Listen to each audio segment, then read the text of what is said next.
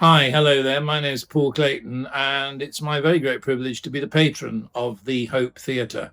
I was lucky enough to work at the Hope Theatre and appear in Dennis Potter's Brimstone and Treacle on its 40th anniversary.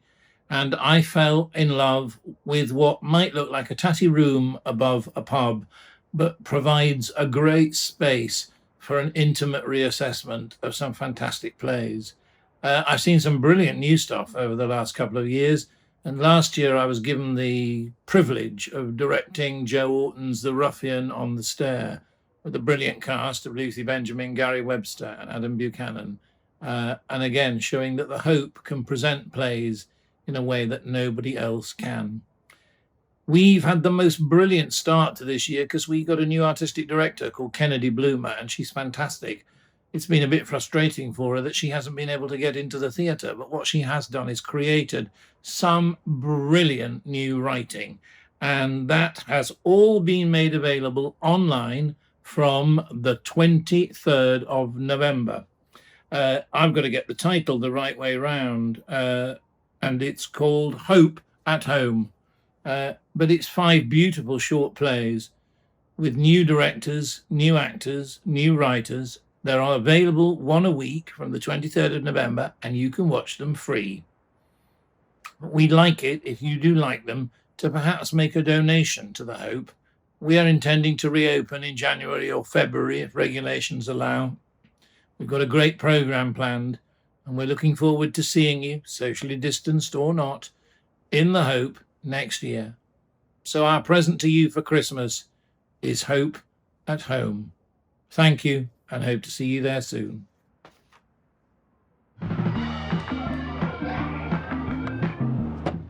I sent the invites for the party last week, jazzed them up with a Pokemon sticker, made a little joke about catching them all. Fun.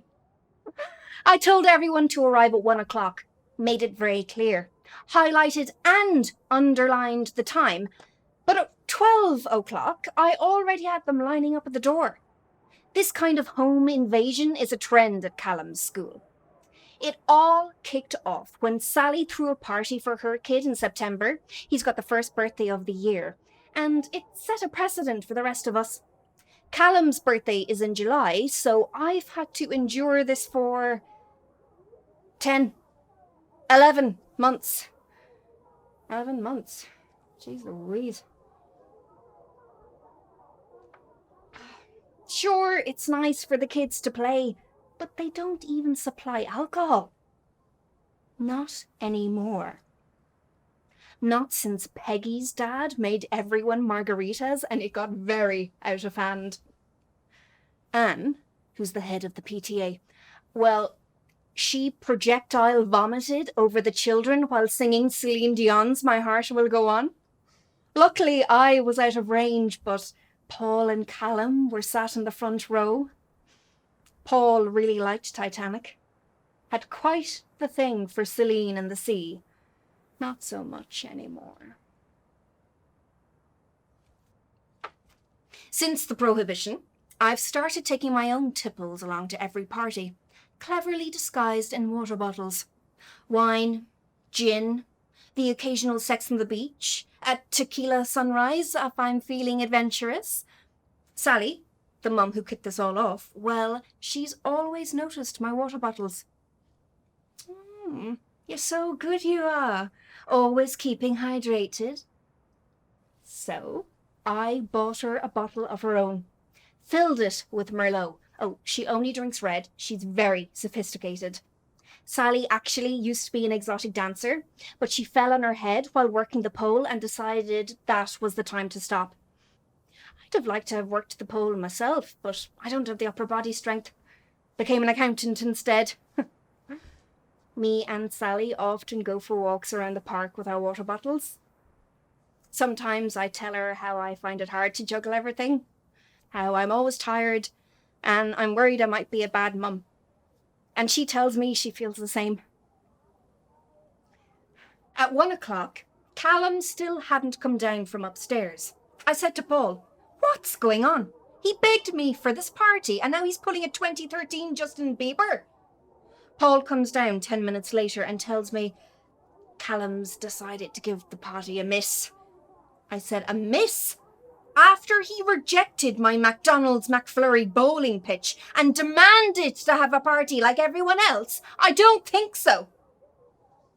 Paul goes up to fetch him, and 5 minutes later, Callum comes down dressed in a Pokemon onesie and a pair of oversized sunglasses from my Victoria Beckham stage.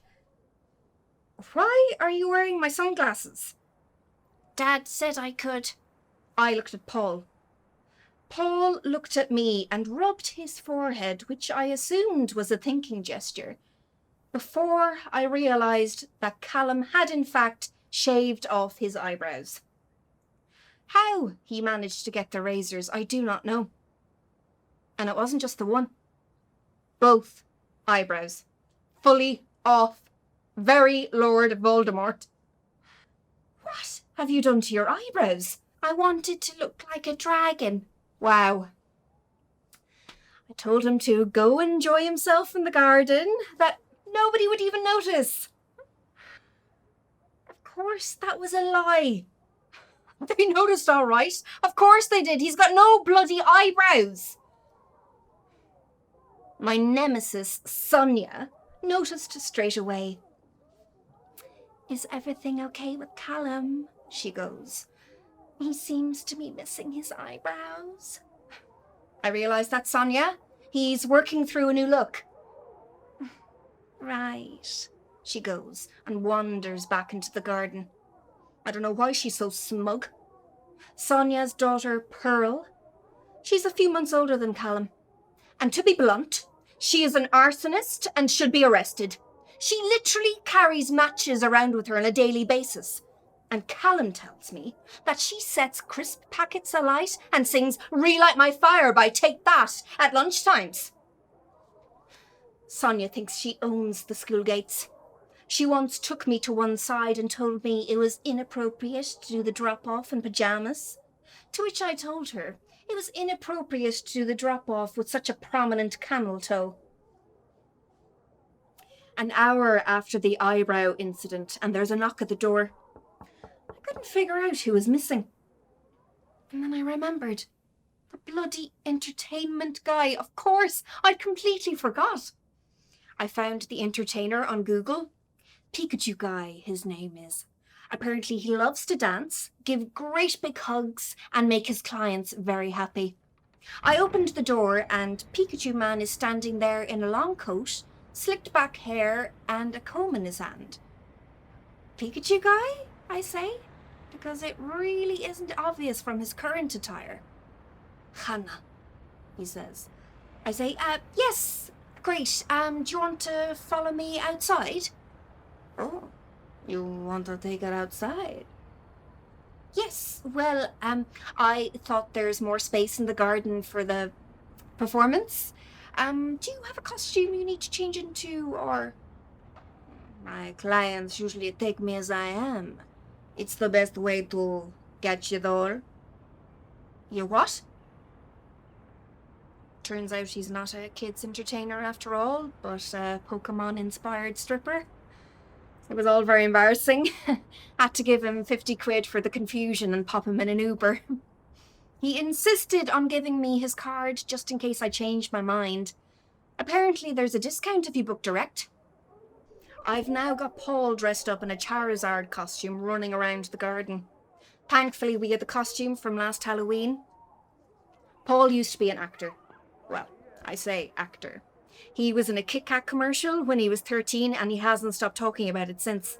As soon as he put on the Charizard costume, it went straight to his head. He started going through the routine he had in mind. He'd obviously rehearsed it. He actually referred to himself as the entertainment understudy.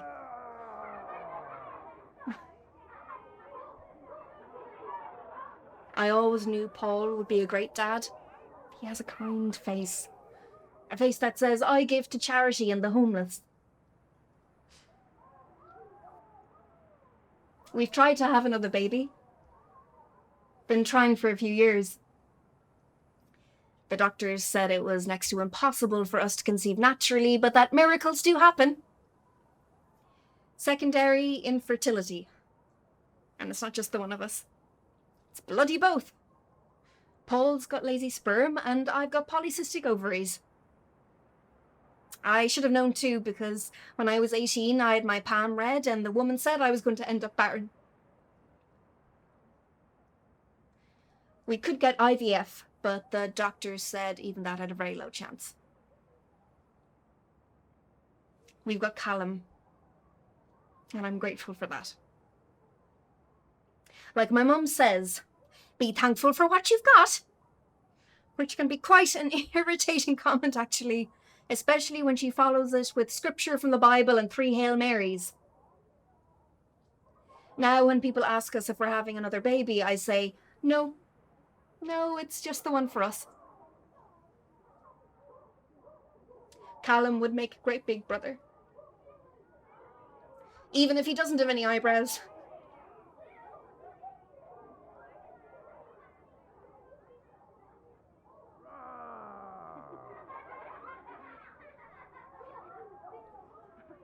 You know, I've been dreading this party. Really, I have. Been waking up in hot sweats, screaming about crustless sandwiches and Pokemon. But it's turned out all right, considering the obstacles. Difficult guests, 6-year-olds. Very entitled. And they fart without warning, which can be quite intrusive. Was that the third roar? Paul said that at the third roar, the routine would come to a show-stopping end. There was some sort of dragon dance, a lot of leg action, arms flailing. It was at this point he wanted to set his tail on fire, which I'm sure the arsonist would have enjoyed. Luckily, he found a sparkler in the garage, so I told him just to use that instead.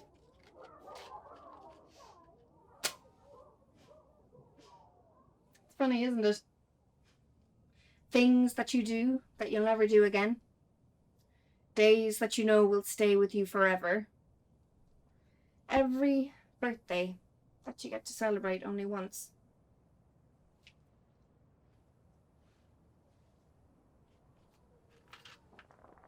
Happy 6th birthday, Callum.